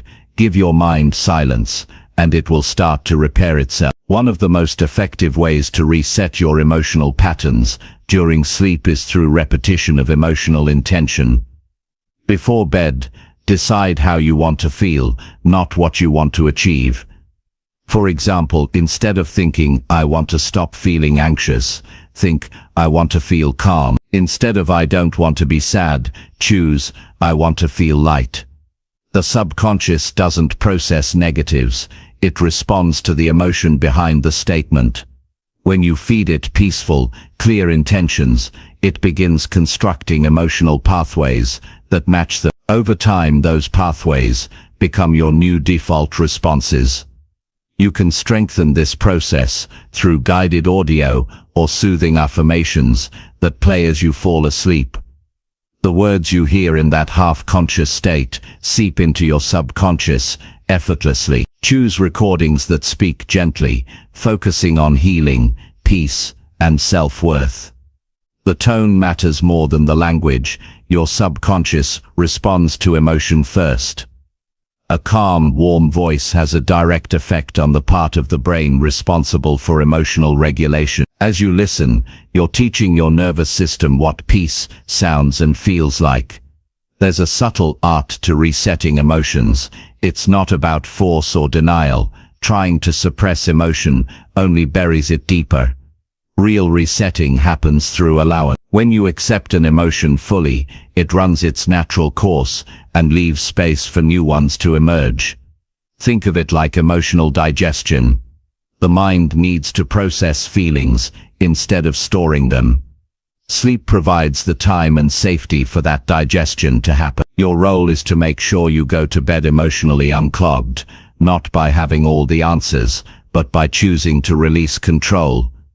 You can also use visualization to assist in this nightly reset. As you close your eyes, imagine yourself surrounded by a gentle, soft light. See that light as calm energy washing through you, clearing out heavy emotions from the day. Picture the worries, regrets, and fears dissolving as if they're being carried away by the night. Visualization helps because the brain reacts to imagery as if it's real. When you visualize healing, your body produces the same chemicals it would if healing were physically happening. Over time, this becomes a nightly emotional cleanse. During sleep, the brain consolidates memory and emotion. It decides what to keep and what to release. If you fall asleep filled with resentment or anxiety, your brain strengthens those emotional circuits. But if you enter sleep with calm and gratitude, it strengthens peace instead. That's why your pre-sleep emotions are so important. They set the tone for your subconscious work overnight. You're not just resting, you're programming. You're telling your mind what kind of emotional reality you want to wake up into. Sometimes deep emotional patterns resist change because they are tied to identity. You might have unconsciously defined yourself through certain feelings. I'm the anxious one, or I'm the one who always gets hurt. Resetting those patterns requires redefining who you are. Begin to affirm a new identity in gentle, believable terms. Say to yourself, I'm learning to be peaceful. I'm becoming emotionally balanced. I'm open to feeling safe. These phrases bridge the gap between your current state and the one you're growing into. They give your subconscious a direction to follow. Over time, as you repeat these nightly rituals, you'll notice subtle shifts. You'll wake up lighter, with fewer emotional hangovers from the previous day. You'll find that your reactions to situations begin to change. You pause instead of explode. You reflect instead of retreat. That's the sign that your emotional programming is changing. The subconscious works quietly, but its results are visible in how you feel and behave. Resetting emotional patterns also involves creating new sensory anchors for peace. Your mind connects emotions with sensation. If you always experience anxiety with tightness in your chest, teach your body new sensations linked to calm. Try deep breathing that expands your chest in comfort instead of constriction. Use soothing scents like lavender or gentle sounds that you associate with safety. When your brain pairs those sensations with relaxation, it begins to override the old emotional patterns automatically. This process of emotional resetting is not about perfection, it's about progress. Some nights will feel easier, others more restless. Don't measure success by how fast it happens. Measure it by how consistent you are in showing up for your healing. Every time you choose to enter sleep with awareness, you're telling your subconscious that growth is your priority. The more consistent that message, the stronger it becomes. Another important element of emotional resetting is self-compassion. Many people judge themselves harshly for their emotional reactions. They feel weak for feeling sad or guilty for feeling angry. But emotions are not moral failures, they're signals. When you stop punishing yourself for feeling, your mind starts to relax. It realizes it doesn't have to protect you from your own emotions anymore. That's when real transformation begins. Your subconscious is like fertile soil. Whatever emotional seeds you plant before sleep grows silently overnight. If you plant fear, fear multiplies. If you plant peace, peace expands. Each night gives you a new chance to plant wisely. Choose thoughts that bring calm. Choose gratitude for the day instead of regret. Choose hope for tomorrow instead of fear. Over time, those choices compound into emotional freedom. As you drift into deep sleep, trust that your mind is doing what it's built to do: heal. You don't need to force it, just stay open. Let the day fade without holding onto its edges. Feel your breath slowing, your thoughts softening, your body sinking deeper into safety. That's your cue that the healing process has begun. During those hours of rest, your subconscious cleans out the emotional residue you no longer need. When you wake up, you may not remember the process, but you'll feel the result: clarity, lightness, and emotional balance. The more you practice this, the less reactive you become in your daily life. You stop repeating emotional stories because your mind no longer clings to them. You stop living from the past and start responding from the present. That's the essence of emotional resetting, living free from outdated feelings that once defined you. Every night offers you a quiet chance to start again. You don't need special conditions or perfect peace. You just need willingness. The mind heals best when you trust it to. As you lie down tonight, remind yourself that rest is not just for your body, it's the gateway to emotional renewal. You are not broken, you are rebalancing. And with each night of mindful sleep, you are teaching your mind how to let go, reset, and wake up aligned with the peace you've always deserved. Chapter 9. Replace silent self-doubt with powerful nightly affirmations. Every person carries two voices inside them, one that believes in what they can do and another that doubts it. The first voice is quiet, grounded, and honest. The second one is loud, familiar, and filled with hesitation. That voice of self-doubt doesn't appear overnight.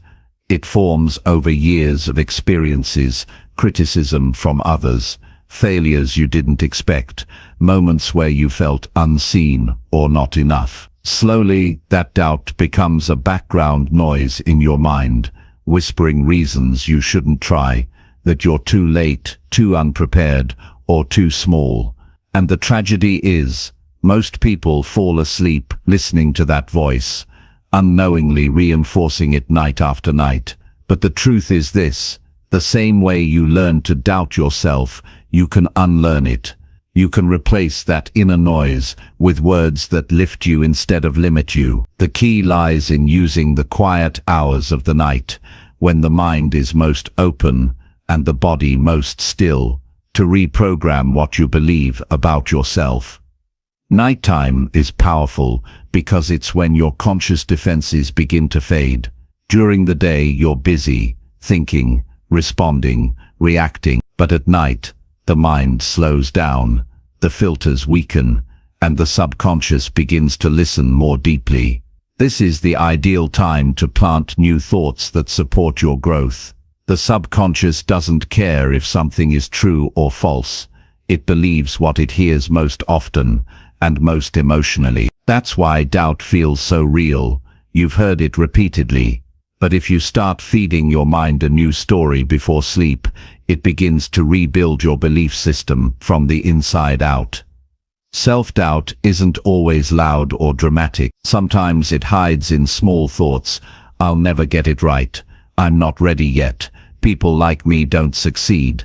It shows up quietly in hesitation, in procrastination, in the way you downplay your own ideas. You may not even realize how often you agree with those limiting thoughts. Every time you accept them without challenge, they grow stronger. That's why affirmation is not about wishful thinking. It's about mental correction. You're retraining the part of your mind that forgot your potential. Replacing self-doubt with powerful nightly affirmations begins with awareness. You can't heal what you ignore. Notice the patterns of doubt that come up during your day. Maybe it's the fear of making mistakes or the habit of expecting rejection. Write those thoughts down, not to dwell on them, but to expose them. Once you bring them to light, you can begin replacing them with truth. For every limiting thought, there's a counter-belief waiting to be affirmed. I always fail becomes I'm learning something valuable each time. I'm not good enough becomes I'm growing into my strength. The words you use determine the direction your mind takes. Before you go to sleep, create an intentional space for these affirmations. Dim the lights, put away distractions, and slow your breathing. Your goal is to enter a calm, receptive state. When the body relaxes, the subconscious listens more closely. Speak your affirmations softly, either out loud or in your mind. Don't rush them. Feel the meaning of every word. I am worthy of peace. I have what it takes to grow. I deserve good things. I release all fear of failure. These are not just sentences, they're psychological cues that tell your brain what to focus on while you sleep.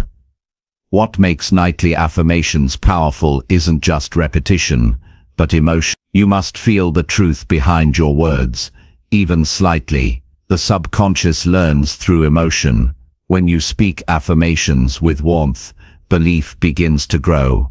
You don't have to fake confidence, you just need to speak with sincerity. Even if you only believe 5% of it, that's enough to start. The next night, it becomes 10%. The mind changes gradually, like water shaping rock, steady, gentle, and consistent. As you practice this each night, notice how your thoughts begin to shift during the day. Self-doubt thrives in silence, but once you start speaking new truths, it loses its grip. You'll begin to catch the old voice trying to interfere. You can't do this, and you'll naturally respond, yes, I can handle it. That's a sign your subconscious is listening.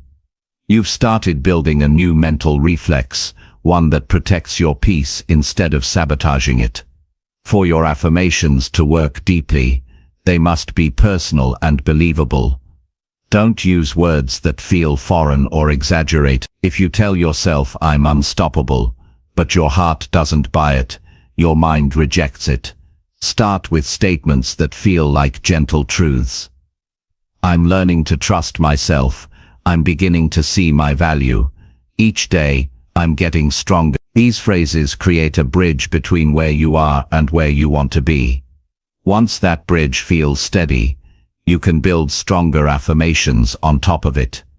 It's also important to include gratitude in your nightly affirmation. Gratitude reinforces abundance. It shifts your focus from what's missing to what's growing. When you say, I'm thankful for my progress, you train your mind to look for evidence of success. When you say, I appreciate who I'm becoming, you dissolve comparison and strengthen self-acceptance. Gratitude is the emotional glue that holds new beliefs together. It reminds the subconscious that good things already exist and more are on the way. If you want to deepen the process, combine your affirmations with visualization. As you speak each statement, picture it as already real. When you say, I'm confident in my abilities, imagine yourself walking into situations with calm certainty. When you say, I'm attracting opportunities, imagine the feeling of excitement when they appear. The mind responds powerfully to images. The clearer you can visualize the reality you want, the faster your subconscious begins to align with it. You can also record your affirmations in your own voice and play them softly as you fall asleep. Hearing your own voice speak truth has a profound effect on your subconscious because it recognizes it as familiar authority. Over time, it begins to accept those words as self-evident facts. This technique works especially well for people whose minds wander easily. It allows the affirmations to work in the background, even as you drift into sleep. Replacing silent self-doubt doesn't mean you'll never feel uncertain again. It means you'll stop believing uncertainty as truth. Doubt will still appear, but you'll recognize it as an old pattern, not your identity. You'll learn to respond to it with curiosity instead of fear. Why do I feel this doubt right now? Is this thought helping me grow? By asking questions, you weaken the automatic nature of doubt. The more awareness you bring, the less control it has. This practice of nightly affirmation also heals emotional wounds from the past. Many people carry old labels, things they were told as children, moments that made them feel unworthy. Those words left invisible scars that still influence how they think today. Affirmations act like new emotional language, teaching your mind to speak to itself differently. Each time you say, "I'm enough as I am," you're writing over those old scripts. You're giving your younger self the reassurance they never received. That's not fantasy, that's reconditioning. To make this process even more effective, align your affirmations with action. Words alone can open the door, but action walks you through it. If you affirm that you're capable, take small steps that prove it. Each success, no matter how small, strengthens belief. The subconscious loves evidence. When it sees your affirmations matching your behavior, it adopts them fast. For example, if you tell yourself, "I'm disciplined," follow it with one act of discipline, even something simple like organizing your space or finishing a task. The brain then links the affirmation to real experience, and the belief solidifies. As days turn into weeks, something subtle but powerful begins to happen. The energy you carry changes. People respond to you differently, because confidence has a quiet presence that can't be faked. You begin to trust your timing instead of rushing. You take risks with calm instead of fear. You stop asking, "Can I do this?" and start asking, "What's the best way to do it?" That's the moment you realize your affirmations are no longer just words. They've become part of who you are. When you reach this point, your nights transform from restless thinking to peaceful programming. You'll notice that as soon as your head touches the pillow, your mind automatically begins replaying the affirmations you've practiced. That's when you know your subconscious has adopted them as true. It's now working for you, building confidence and stability even while you sleep. Consistency is what makes this work last. Some nights you'll feel inspired and connected to your affirmations. Other nights you'll feel tired or distracted. Do it anyway. Repetition creates transformation, not perfection. Each night you repeat your affirmations, you strengthen a new mental network. Even when it feels like nothing is changing, something always is. The subconscious rewires quietly, one thought at a time. There's deep psychological power in affirming yourself before sleep, because it's the last message your brain receives before resting. Whatever you fall asleep thinking about tends to replay through your dreams and influences your mood upon waking. That's why replacing self-doubt at night has exponential impact. You're not just improving your mindset, you're altering the emotional foundation of your days. With time, you'll notice mornings feel different. You'll wake up lighter, more focused, and less reactive. Instead of beginning the day doubting what could go wrong, you'll begin it expecting things to go right. That shift doesn't come from luck. It comes from the nightly work of programming your mind toward possibility instead of fear. You'll realize that you no longer need external validation to believe in yourself. The voice of doubt that once dominated your nights becomes faint background noise, replaced by steady words of self-trust. You'll start to feel grounded even when things go wrong. That's the real power of affirmations. They don't erase challenges, they change how you face them. You'll handle mistakes with composure, because your inner voice no longer sees them as proof of failure. You'll feel safe within yourself, because you've built a foundation of belief that can't be shaken by temporary setbacks. Replacing silent self-doubt with powerful nightly affirmations isn't just about motivation. It's about rewiring your relationship with yourself. It's teaching your mind that you are not your fears, not your past, not your temporary emotions. You are what you repeatedly tell yourself you are. And every night gives you another chance to tell a better story. So as you lie down tonight, pause before closing your eyes, take a deep breath, release the weight of the day, and speak quietly to yourself. Tell your mind, I'm proud of how far I've come. I'm capable of creating peace and success. I'm grateful for another chance to grow. Speak it softly, without strain, like a friend reminding you of what's true. Feel the calm rise as the words settle in, and as you drift into sleep, know that every time you replace self-doubt with truth, you're reshaping your future from the inside, not with effort, but with faith, consistency, and the quiet power of belief. Chapter 10. Wake each day carrying the calm you created overnight. There is a special kind of peace that comes when you wake in the morning and realize your mind is not racing, your heart is not tense, and your spirit feels light. It's the peace that doesn't depend on perfect circumstances or outside approval. It's the calm you built within yourself the night before. Most people wake up already behind. The moment their eyes open, their mind jumps ahead to worries, lists, and unfinished business. They don't realize that they're carrying the stress of yesterday into the new day before it even begins. But it doesn't have to be that way. When you learn to end your nights in calm, you begin to start your mornings from strength.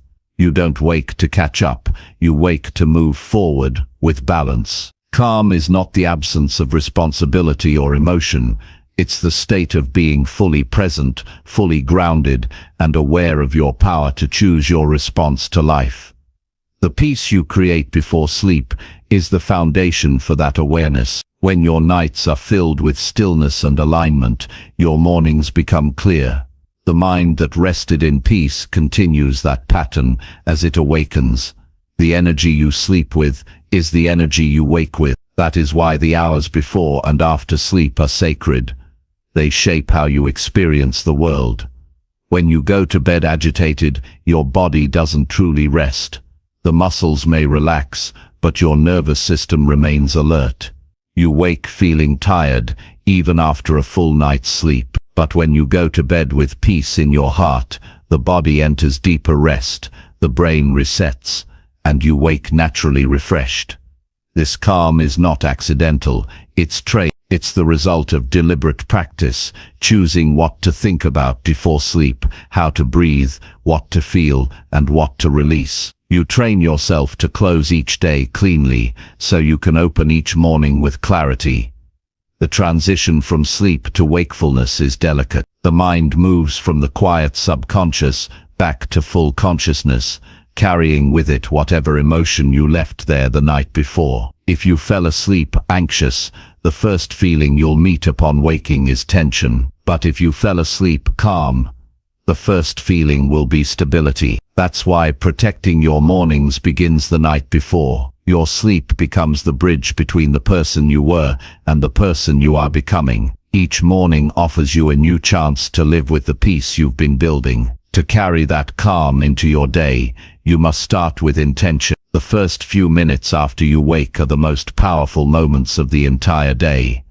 Because your mind is still soft and open, it hasn't yet hardened under the weight of external demands. What you choose to focus on in those minutes determines how your energy unfolds. If you immediately reach for your phone, you give that power away. If you rush into tasks without grounding yourself, you scatter your focus before you even begin. But if you start by honoring the calm you created overnight, you anchor yourself. You're no longer reacting to life, you're directing it.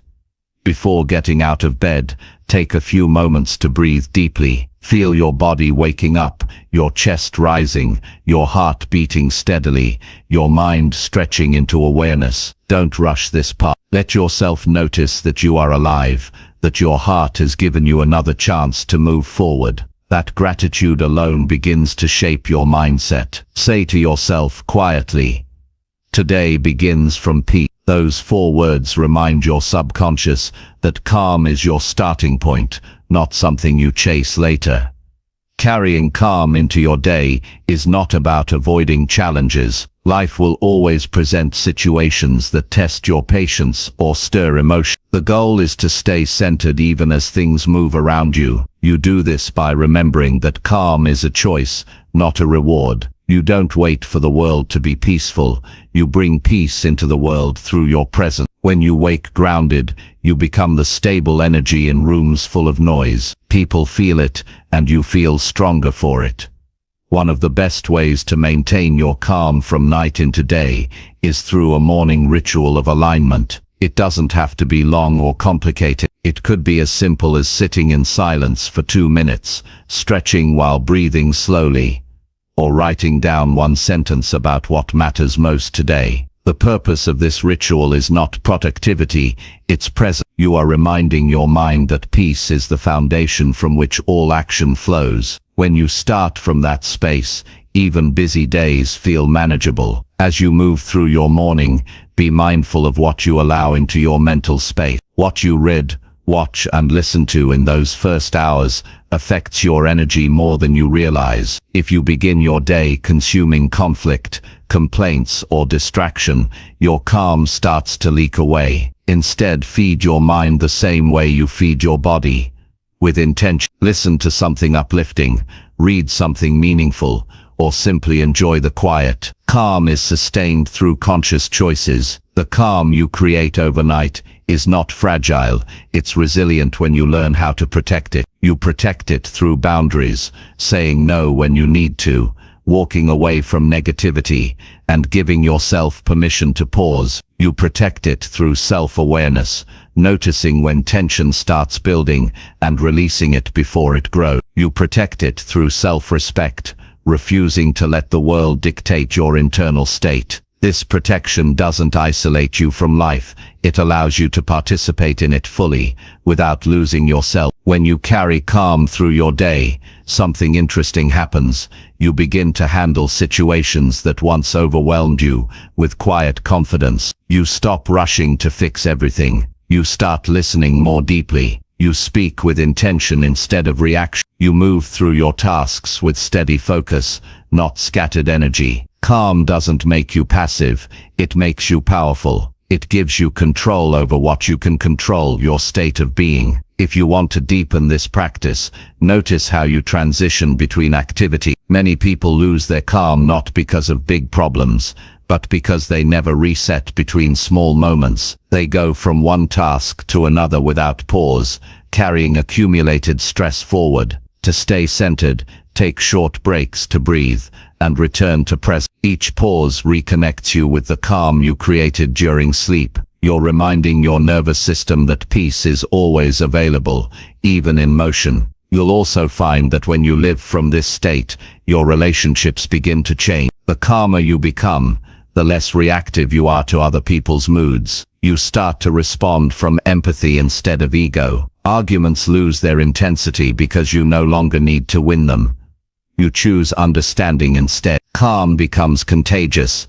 Your presence helps others settle without you saying a word. This is how your personal peace begins to affect the world around you. Some days, of course, the calm won't come easily. You'll wake feeling off, your mind racing again. That's normal. No practice eliminates challenge completely. On those mornings, the key is compassion. Don't criticize yourself for losing peace. Gently return to it. Breathe. Slow down. Remind yourself that one restless morning doesn't erase your progress. Calm is not perfection, it's persistent. Every time you return to it, you strengthen it. Over weeks and months, it becomes your natural rhythm. To carry calm throughout the day, keep reconnecting with your senses. When you start feeling overwhelmed, notice what you see, hear and feel. This pulls you out of overthinking and back into the present. Feel the warmth of your hands, the air against your skin, the sound of your breath. The mind can't stay anxious when it's fully present. This simple awareness anchors you in peace no matter where you are. The calm you wake with also shapes how you end your day. When you move through your hours with grounded awareness, you experience less emotional residue. That means when night comes again, your mind doesn't need to work as hard to find rest. The cycle of calm continues.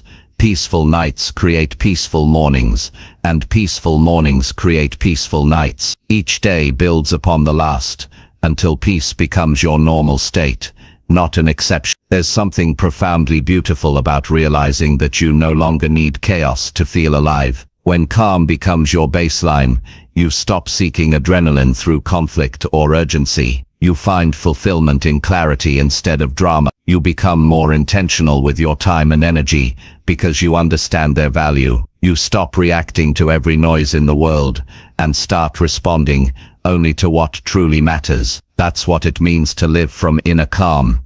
Your outer world may change, but your inner world stays steady. You can reinforce this calm throughout the day with small grounding phrases. Whisper to yourself, I move through today with ease. I have enough time to do what matters. I carry peace within me. These statements don't just sound good.